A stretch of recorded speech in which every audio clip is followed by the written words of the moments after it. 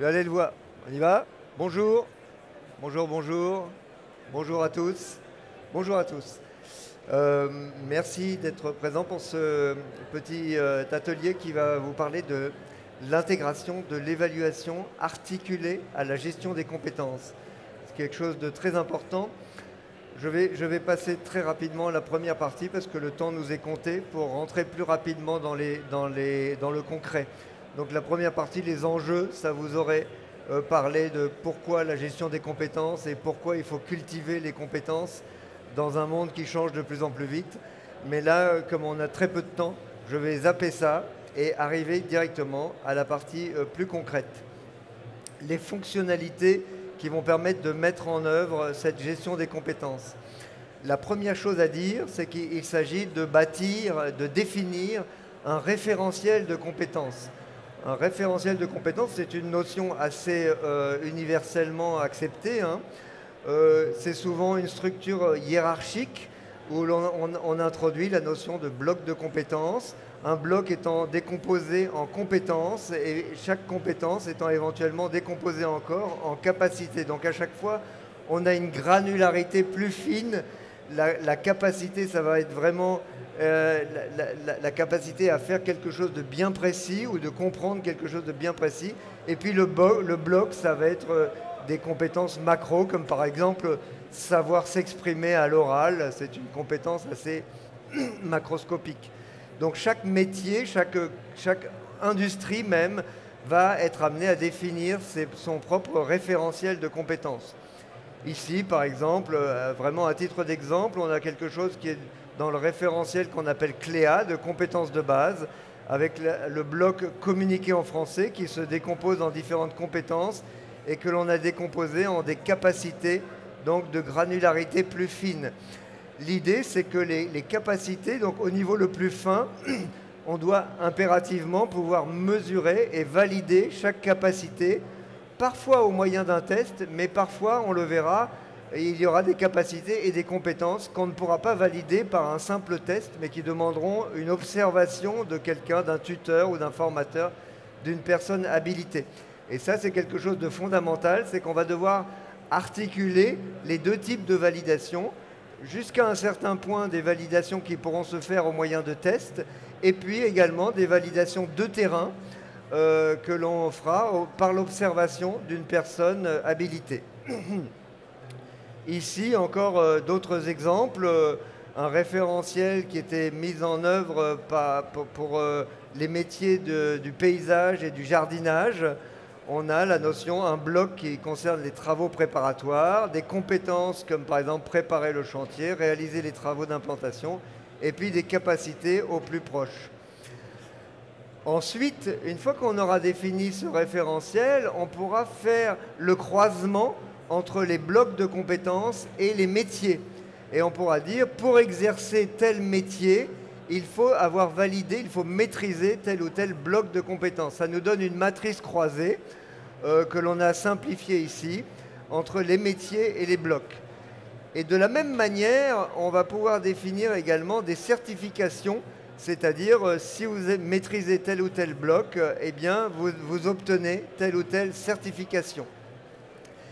Cette visibilité qui est donnée par le croisement des blocs de compétences avec les métiers, c'est ce qui va permettre à chacun de se positionner, à la fois de dire je suis apte à exercer tel et tel métier parce que j'ai validé tel et tel bloc et telle compétence, mais également ça va lui permettre de dire voilà les compétences qu'il me reste à acquérir pour exercer tel ou tel autre métier, donc pour évoluer vers un autre métier.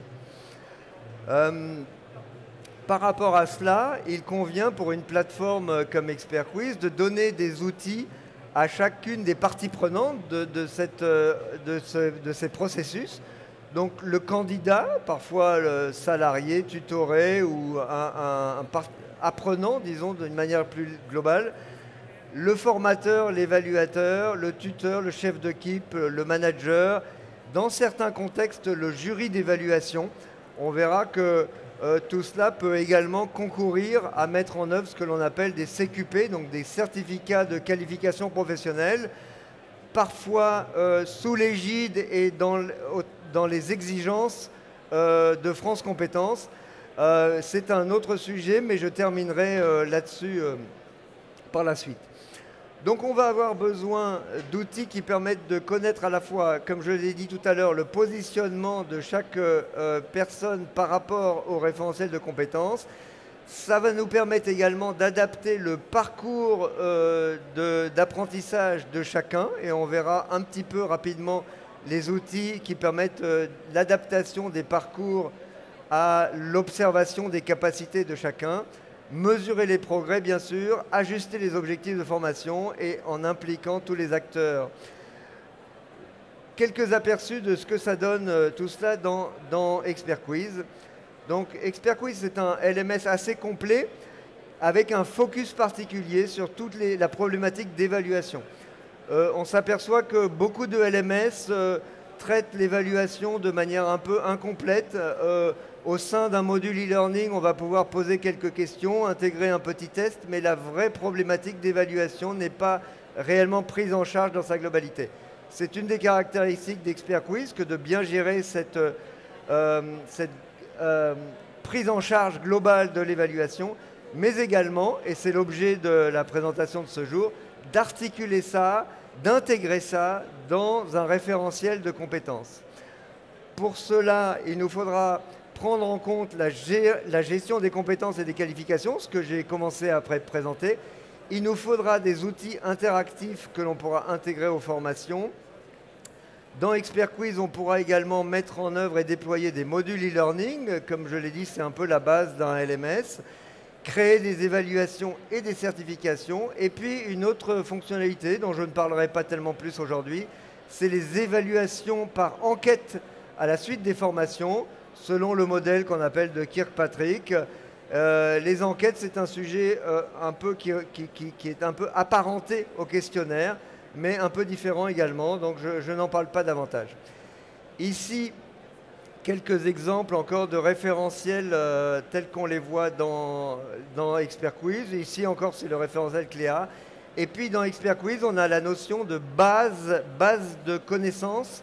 Une base de connaissances, ça va réunir des questionnaires, des questions, des contenus pédagogiques, des modules e-learning, ainsi que des médias qui ont trait à un même domaine de connaissances. On n'est pas obligé, mais on peut faire une correspondance entre, d'un côté, les bases de connaissances telles qu'on les a définies dans Expert Quiz, et de l'autre côté, les blocs qui constituent votre référentiel. Derrière, on va mettre en œuvre des évaluations, c'est le cœur du sujet.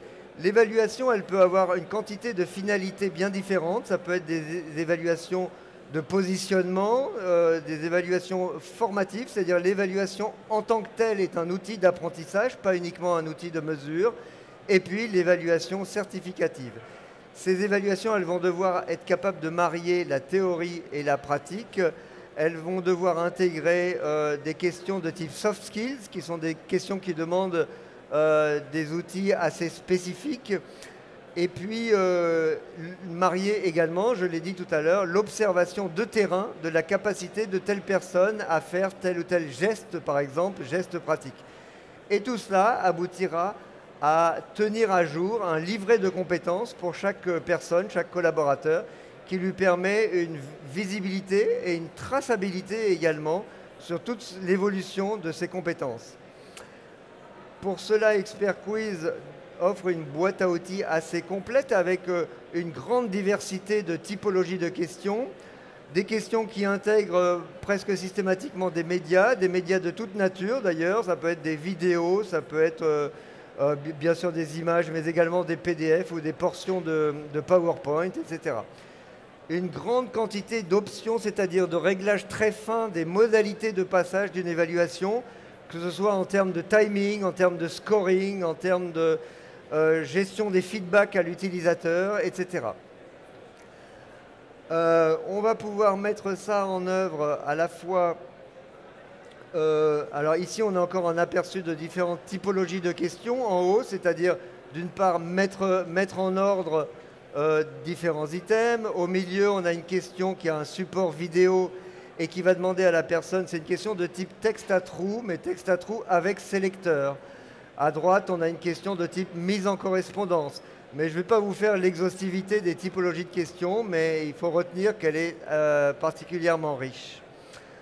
Dans ces questions, on a également des questions ouvertes, de type question ouverte qui va demander une correction qui sera soit prise en charge par un formateur, soit qui pourra être assistée par l'intelligence artificielle qui détectera dans la réponse de la personne qu'est-ce qui est vrai, qu'est-ce qui est manifestement faux. Et cette correction assistée par l'IA, elle peut se faire au regard d'une réponse type attendue, mais avec réellement l'intelligence de comprendre ce qui a été formulé par l'apprenant, même s'il n'a pas utilisé les mêmes mots que ceux qui étaient attendus.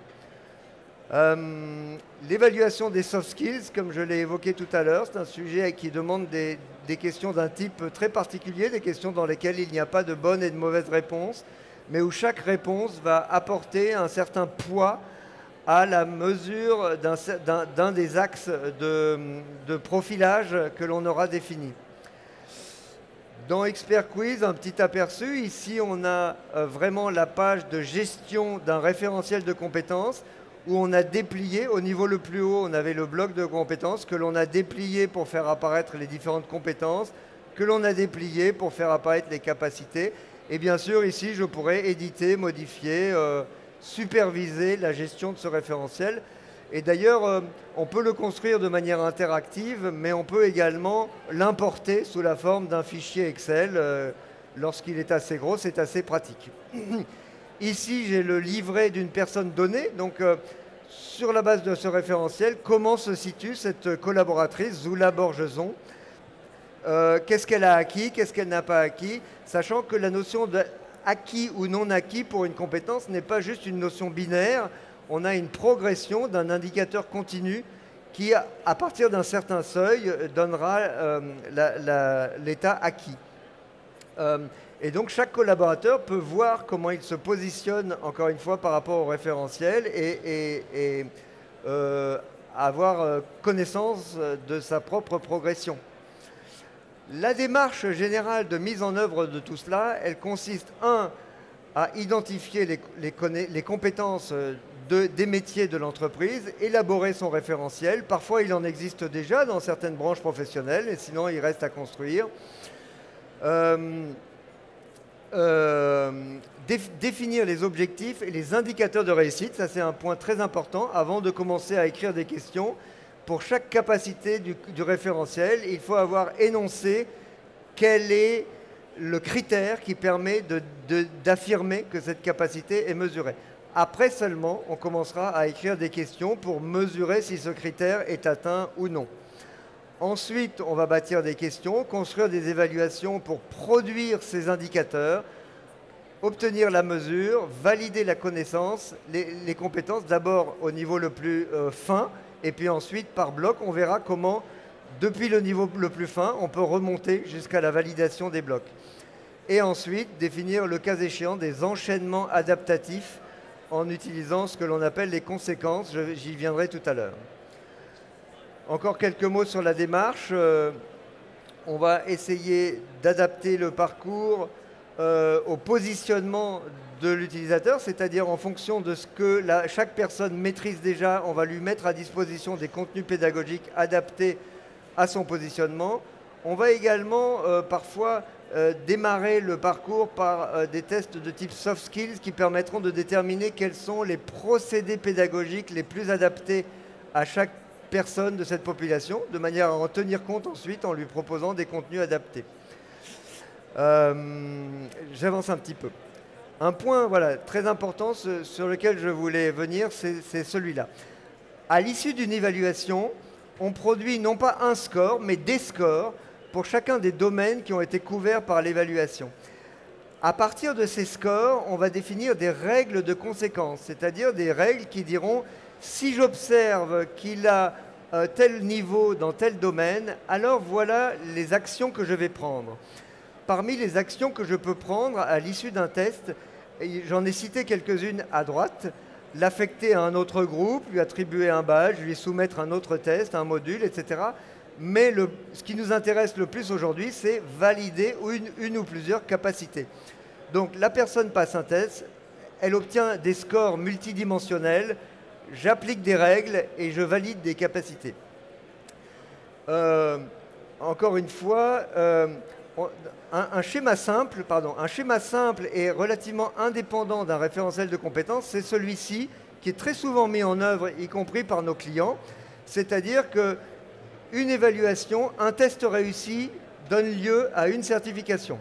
On a construit un beau test bien complet avec suffisamment de questions pour avoir des scores fiables. Quand vous avez passé le test, on analyse vos scores et on dit « Bravo, vous êtes certifié » ou alors travaillez encore un peu et revenez plus tard. Ça, c'est le mode simple. Un test, une certification.